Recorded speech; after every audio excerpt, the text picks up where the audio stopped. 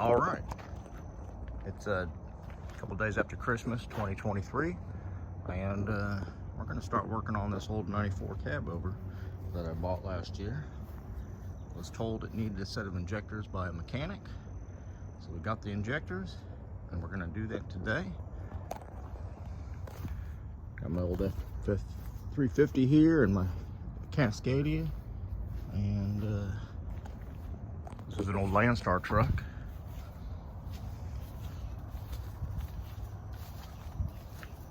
I've put new batteries in it too. I've had it running and stuff. It does definitely seem like it's an injector issue, so that's where we're gonna go with it.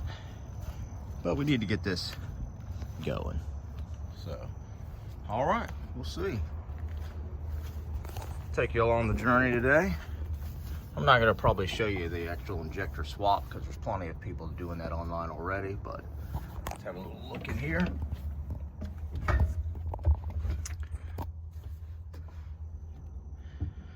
Pretty clean old truck actually for being a 1994, 30 years old. It says it's only got 779,000 on it, which I know sounds crazy, but almost I think is probably original. So it's just in too clean a shape. So all right, we got it successfully raised. So this is the first time I've actually had it up, and you know what? Once we get that air box off there, we're gonna have plenty of room to work on this thing. Yeah. So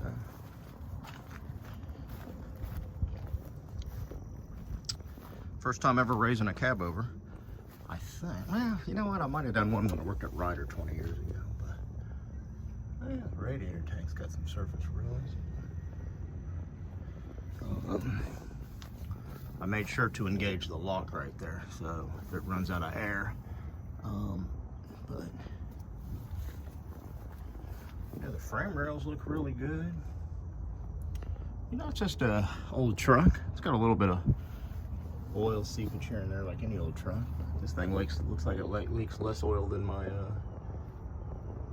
Cascadia. So, all right, that's kind of cool. I guess we'll get that air box off of there and get that out of the way and go from there.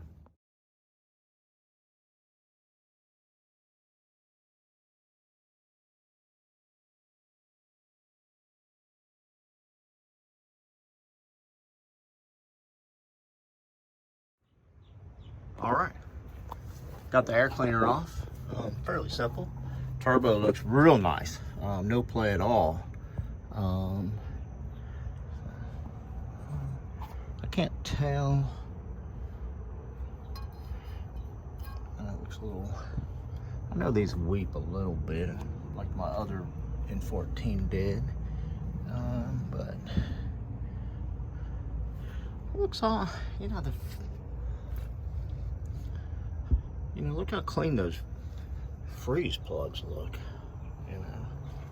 I mean, these things are always super rusty on the manifold, but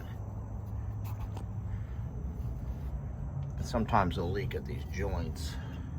It's a 3-piece setup, but of course the oil bypass relief thing always leaks oil and makes a mess down there. But that's how it was on these old trucks before all the emission stuff. So here's the Jake brake. This truck had Jake brakes added to it, and they work. The only thing they don't do is when you it won't bounce back if you rev it up with the Jake brakes off in neutral or whatever. It'll kill the engine like the old big cams and stuff I think used to do too. All right, let's carry on. Let's get those valve covers off. Here's the first look with the valve covers off, and yeah, I know it's kind of hard to see in there. Whoa, I'm getting ready to fall. Hang on, let me set this down for a second. Let me get back here. Get a little sturdier footing.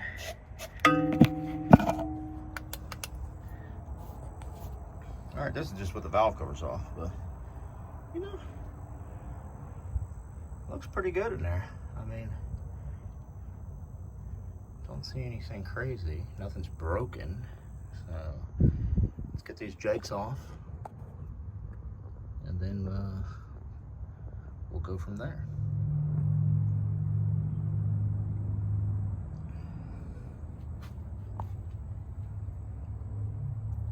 Looks pretty good in there. Nothing's broken.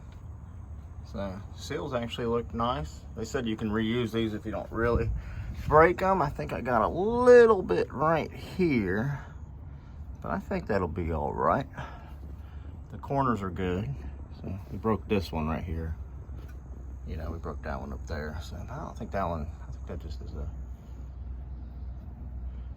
isn't that the injector hold down? No. No, that's not. That's actually a head bolt there. Okay. All right. Well, we're moving right along. We've actually done 5 of them. We got the last one to do. It's actually not that bad. Of course, the front ones are going to be the hardest because it's tighter. And plus, you don't want to lean on the gear shift thing. That's so, but we're getting there. Only saw one little chip out of the top of a push rod, so I think it'll be all right for now, but that'll be something I want to change. That'll be something I want to change in the future, so. Alrighty. All right, we're finishing up here today.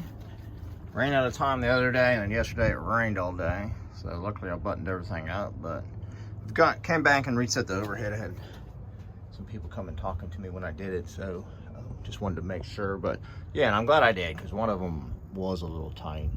We got the push rod on order that had a little chip out of it, but I'm going to put it back together because I'll be able to change that push rod fairly quickly. I know it sounds silly, but I really want to, that's not going to come in for a week, and I want to crank this thing up and see how it sounds. So I think it'll be all right. It was running before, so I wouldn't want to, you know, it'd bother me if I knew that was like that on a long trip or something. So pretty straightforward setting the overhead. I mean, if you got the instructions from Cummins, it's pretty straightforward. I had an old book that I actually found in the truck with all the service routines for the Cummins N14. So yeah, put these jake brakes on, torque all those down, put the valve covers on, hook the jake brakes back up, and put all the intake stuff back on, and hook the batteries up. Maybe those haven't been charged, they've been unhooked, so they should have a pretty good charge because they're new, but I'll run jumper cables from the F350 over, and we'll fire this thing up and see if this was our issue. I hope it was. This thing has a new computer on it, and it looks like to me a new fuel pump and a new starter. But when I see a new fuel pump and a new computer and the truck's running weird, it always makes me think somebody was chasing something. So, but one of the injectors definitely was pouring fuel, and the truck ran before, and the number 6 was full of fuel, so I'm gonna guess the number 6 was stuck open. Whereas other ones, when I pulled the injectors out, you're always gonna get a little bit of fuel going into the cylinder when you pull the injector out, but the number 6 was pretty full. If it doesn't clear it up, we'll take that computer off. And I've done this in the past on N14, and we'll send it up to Pittsburgh Power, and for a few $100, they'll put it on their bench tester and get the CPL from the engine and the engine serial number, and make sure that, you know, every once in a while somebody puts a wrong map or tune in these ECUs. And Cummins, this one does say Select on it, which makes me feel pretty good, but Cummins says they don't sell Select ECUs anymore, and they're selling people M11 ECUs, telling them they'll work, but Pittsburgh Power says that will not work. They'll plug in and play, but the truck will never run right.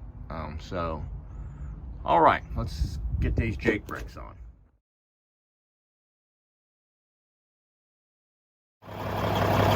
All right, we got it fired up. clear exhaust.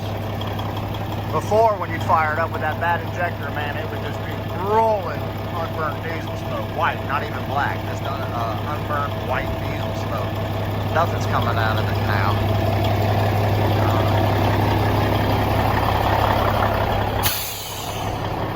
All right, finally, filled up air pressure all the way. I do hear a little sound. Let's get on up in here. It's not built up temperature or anything yet, but got oil pressure, but I can't.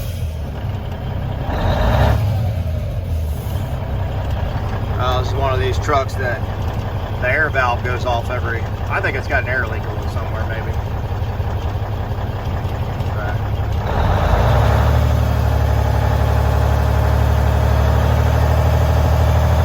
Feels good. Other than the air valve popping off every 30 seconds, we gotta do something about that. That'll drive me crazy. But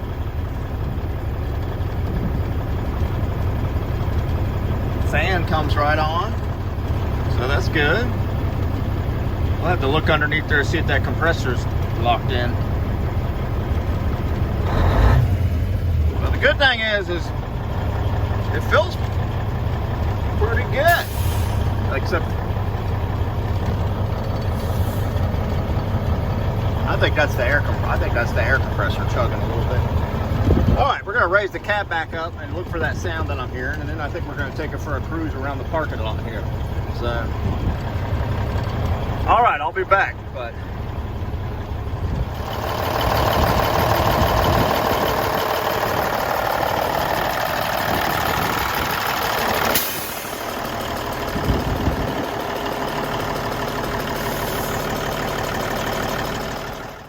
All right, this is the end of this whole little saga we got going on. Moved the truck, drove it around a little bit, runs really well, shifts and brakes, everything's working like it's supposed to. Moved it over to this spot. Yeah, drove it, no tags or insurance, so I didn't drive it on the road or nothing, but yeah, runs real good. Just got to do that last push rod and and then start going over all the little stuff. But the main thing was the injectors and see if it would actually work. Got to get all those stickers off the side of the truck. Like I said, this was an old Landstar truck. And yeah. So it's actually a cool truck. It's weird driving it though, compared to a regular conventional truck. So, well, I hope this helped anybody out, or if you like a Cabover, maybe this video made your day. Good luck to you guys. See you later.